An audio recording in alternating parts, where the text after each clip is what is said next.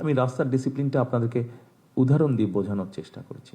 এরকম অবস্থা সোজা বাংলায় যেটাকে বলে অনেকটা হয়তো হযবরল এরকম একটা শব্দ আমরা ব্যবহার করি। এই মুহূর্তে রাস্তায় বের হই বা ঢাকা শহর সহ বাংলাদেশের যে কোনো রাস্তায় বের হই, নির্দ্বিধায় আমরা বলতে পারি যে রাস্তায় কোনো ডিসিপ্লিন নেই।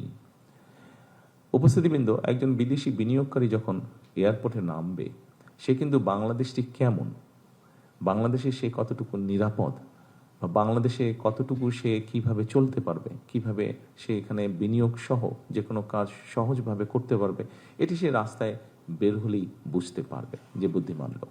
সেই জন্যই আমি বলেছি যে ডিসিপ্লিনটা অত্যন্ত গুরুত্বপূর্ণ। আমি রাস্তার ডিসিপ্লিনটা আপনাদেরকে উদাহরণ দিয়ে বোঝানোর চেষ্টা করেছি। এরকম অবস্থা সোজা বাংলায় যেটাকে বলে অনেকটা হয়তো হযবরল এরকম একটা শব্দ আমরা ব্যবহার করি। এরকম অবস্থা হয়তো আমাদের রাষ্ট্রের বিভিন্ন জায়গায় আছে। আমাদের দায়িত্ব সেই বিষয়গুলোকে ধীরে ধীরে, একদিনে হবে না কোনো বিষয়, ধীরে ধীরে সেই বিষয়গুলোকে ঠিক করে নিয়ে আসা।